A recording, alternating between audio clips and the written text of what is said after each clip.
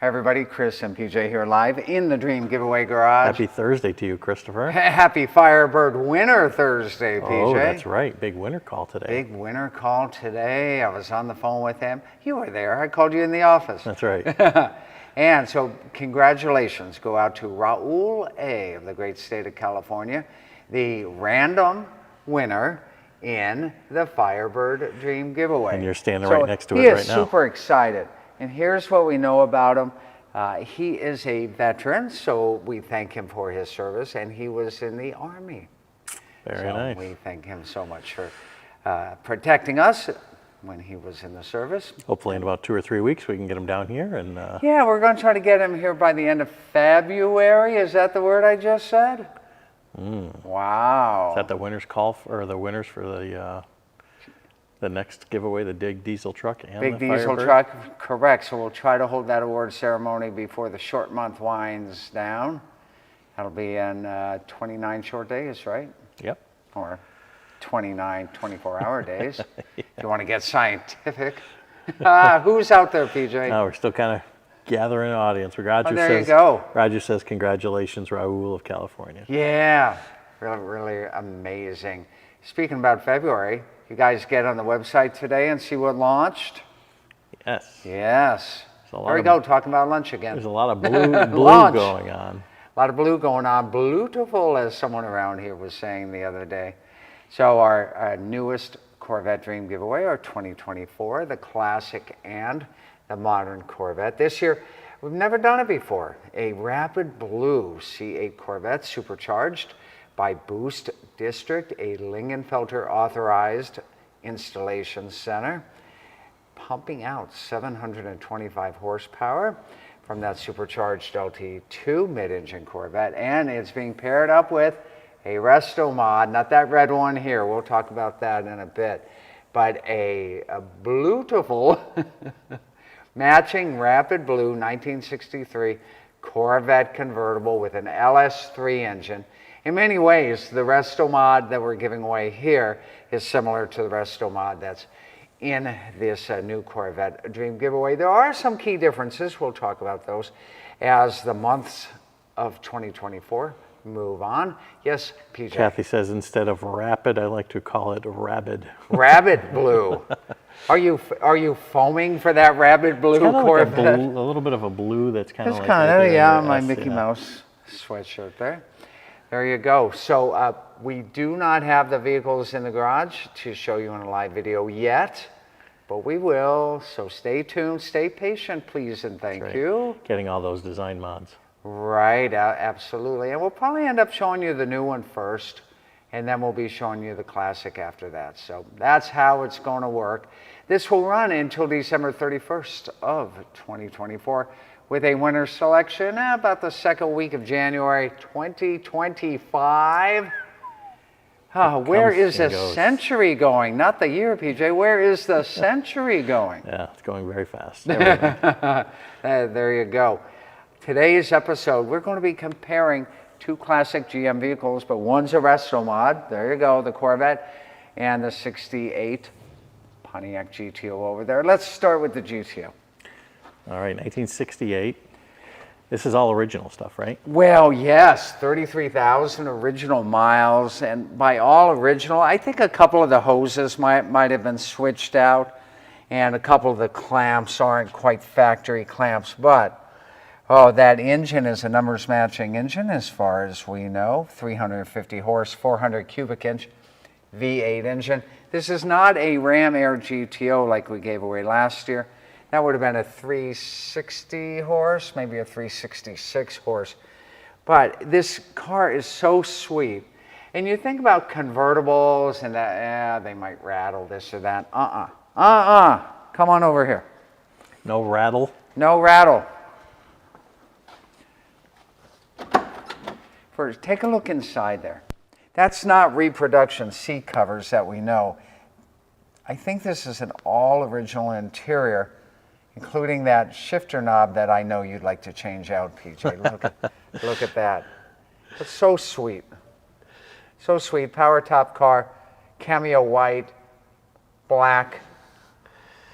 vinyl interior. I got to say, you're driving down the road in Yeah. Florida weather anyway, with this convertible down in this vehicle, it must be impressive. A lot of heads turning. Oh, absolutely. And you don't see them on the road anymore. Remember, they must have made, what, 80,000 GTOs in 68? About 15,000 of those or so were convertibles. Now, listen to this door. This is a convertible door. Listen to this. Wow. See? Yeah. Even PJ says, wow, it is so good. It is so good. So talk about a solid, totally together, never monkeyed with 1968 GTO convertible. Outstanding example. There you go. So taking into consideration the 65 Vet that has a Restomod, Right? same older style looking car, Sure. but there's a big difference here, Chris. There's a big difference. So let's talk about that GM styling studio. I've told you guys before on this. Back in those days, about 5 years before the generation would start, or 3 or 4 years, they'd already be drawing that next generation vehicle, right? So they would do the drawings, they would do the quarter scale models, they do full size models, they would do prototypes, they do engineering prototypes, they do pre-production, and then finally production would happen. So when you think about the mid-year Corvette, we're really talking about a design that was started, what, about 1959 or so? And it took until 1963 for it to, well, late 1962 for it to finally hit the streets. And then it continued through the conclusion of the 1967 model year. So we're talking engineering and styling from the late 50s, but it really was a game changer when it came out in 63. The 63 to 67, very, very similar in style. Of course, the 63 on a hardtop would get a split window. Chris, what would have this looked like if it was a regular 65? Well, it's a shame that do you remember the white 65 that just drove out of here? Yeah. So you would see a small block Chevy engine, what was called a Gen 1 engine. It would have a 4-barrel carburetor and 4-barrel intake. It would have a round air cleaner on the top. It would have, depending upon the configuration, it would have a V-belt design. So there'd be one belt going over the crank pulley, and then over the water pump, and then depending upon your accessories, there would be a second belt. That's a V-belt design. Well, this is still a small block Chevy. Yeah, none of that stuff that you're talking about. No. And with these fuel-injected Chevy Performance crate engines that you can go to places like Skog and Dickey and get, and then you can install them not only in your classic Corvette, your classic Camaro, your classic Nova, your classic Impala, so on and so forth. These are now all really run on what's called a serpentine belt system. So one belt goes from the crank, incorporates the pulleys of the crank, the water pump, the accessory drives, including power steering and air conditioning. So one belt handling all that. And so it's let's just call it the modern way of doing things, right? Is there a big, huge push to take some of these older style cars and convert them into this Restomod? Very much so. And what people are doing is they're finding Corvettes that the original engines are already gone, or Corvettes that are really, really super high miles. Or they're finding Corvettes that weren't the premium super rare Corvettes of any particular year. And those are the ones that they're changing into these Restomods. They're not taking 427 cubic inch big block, 425 horse cars, or even a 396 big block car and changing them over. They're primarily doing the base cars with the small blocks in them and then moving them on over. And the amount of money the guys are spending on doing these conversions is astronomical, PJ. Because there's even stuff in here that you can't see, like the Bluetooth stereo. Correct. I mean, there is no stereo buttons anywhere on this thing. But yeah, it's all you can crank this thing up. And sky's the limit, right? You have a convertible, but in this case, how much are you willing to spend is the limit. There are guys who, on these Restomod builds, are spending $250,000. I've heard of $500,000 Restomod builds on some of these. But you get a car that you don't have to worry about anymore. That's correct. You don't have to worry about fouled plugs. You don't have to worry about flooded carburetor bowls. You don't have to worry about bias ply tires. However, there's still a large contingent of the classic car hobby that loves just how those vehicles came off the factory line. And so that's what it really comes down to. Do you want those modern conveniences and that ease of drivability and maintenance that you get from a Restomod?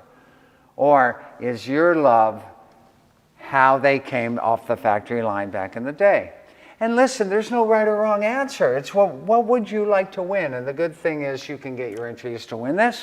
You can get your entries to win that. You can't get your entries to win the Firebird because Raul A. of the great state of California won that earlier today. PJ, who's out there? Let's see here. Linda says that's a beautiful Vette. It really is. I just love that. It's honestly It really is. my favorite car in the garage. You know what else the two cars share in common, PJ? These two cars that you're looking at. The GTO and the Corvette. What do they have in common? I don't know. What do they have in common? Headlights. They both have retractable headlights, right? Electric ones, right? Hey, right. The Midyear, of course, would have had, well, electric, but this has modern electric on it, and now the GTO has modern electric retractable headlights as well. Of course, on these, they both go up and down. Right. Yeah, they don't go But they're not vacuum based. They're not vacuum based. Correct. There you go. And there's other stuff in common as well. Now here's the thing on this Restomod. These are running on excellent Vision wheels. They remind us of the flavor of the knockoff wheels that Chevy offered on the Corvette back in the day. And that's one of the reasons that we kept these wheels at 15 inches. Sometimes, like on the Restomod Vette that in the brand new Corvette Dream Giveaway that launched today, those are going to be 18-inch forged line wheels. So it's going to give it a much more modern look as well. Can't wait to see that in person. Okay, so Chris, if you had your choice, you're going with original. Hold on, you're asking the former editor of High Performance Pontiac. Oh, Pontiac. If I have a choice, do I take the Restomod Vette or do I take the really super original GTO? Well, I'm not going to answer that, but I will tell you that there is a huge difference in the collector value of these as well, right, PJ? All right, what's the differences? We're talking. Oh, this Corvette? Yeah. $150,000 to $200,000. Yeah, GTO maybe $75,000 on up. So these Restomods are just huge. One, they cost a whole lot to make, so that's why they cost a whole lot to buy. That's right. Lori says, can't wait to see those new Vettes and love those Vision wheels. Lori That's right. is commenting. That's so nice of Lori to comment. I Yeah, love those Vision wheels wheels are nice. as well. That's what I'm saying. Those very much reminiscent of the knockoffs, right? the knockoff wheels. Yeah, the OE knockoff wheels from the 60s. Linda says, I'll take the Restomod Vette. So if you're not Restomod going to say Vette, there you go. looks like Blake says GTO on this side of things. GTO, there you go. Like I said, there's no right or wrong answer on this. And all of our great giveaways, you can see them at dreamgiveaway.com, right? Yep, you can use promo code Facebook Live or YouTube Live. Yep. Wonder what else these two have in common. So on a GTO, there's no such thing as a small block or a big block. There's just the Pontiac block. So you can't say that they're both small blocks. No, there's leather on the Corvette. There's not a leather interior on the GTO. That's a vinyl interior. However, here's another thing they have in common. They're both stick cars, right? That's right. Right. The Corvette is a 5-speed, a Tremec, and the GTO is a 4-speed Muncie from back in the day. Kathy says the Restomod for moi. For moi? Yeah. Oh, wow. Lori says, but moi. which has a better sound system? Now, Chris, you're very big into the audiophile world. Which has the cooler sound system is definitely the Restomod Corvette, because you pull out your phone and it's from an app, and all you do is hook into the Bluetooth connection, And then whether you're using Spotify or Tidal or even YouTube, you can go ahead and crank the tunes in the Corvette. The one thing that I found interesting here is that now there's a dash speaker here. You can see it there. At least you can see the grill cover on it. But they put coaxials over here, like 6x9 coaxials. And I'm not sure the purpose of that, unless you're at a show and you have the seat down like this and you're cranking tunes, because you'd block a little bit of the sound. It is super loud. It does get super loud. So the Corvette definitely has a better sound system. I think it's a General Motors, or I should say a Delphi AM radio in the GTO. You got to remember, back in the day, getting an FM radio in a car, that would be $200 or $300, which in today's money would be $2,000 or $3,000 just for that FM radio upgrade. That's why you see so many cars from the 60s with only AM radios. Well, there's a big difference in sound quality. Big difference in sound quality. Carolyn says, I'll take the Firebird. Unfortunately. Raul A is taking the Firebird. That's right. That's right. Well, there we go. Hey, tomorrow's Fire It Up Friday. I don't know what we're going to fire it up, so PJ and I are going to have to talk about that. So we're going to wrap up for today. Linda says, crank up the Vet so we can hear it running. Maybe we'll do that Maybe tomorrow. we'll do that tomorrow. Yeah, and maybe we can listen to that sweet sound system. There you go. We'll see you guys tomorrow. More great fun, more great action, more great grand prizes. It only happens right here in our favorite place on earth, the Dream Giveaway Garage.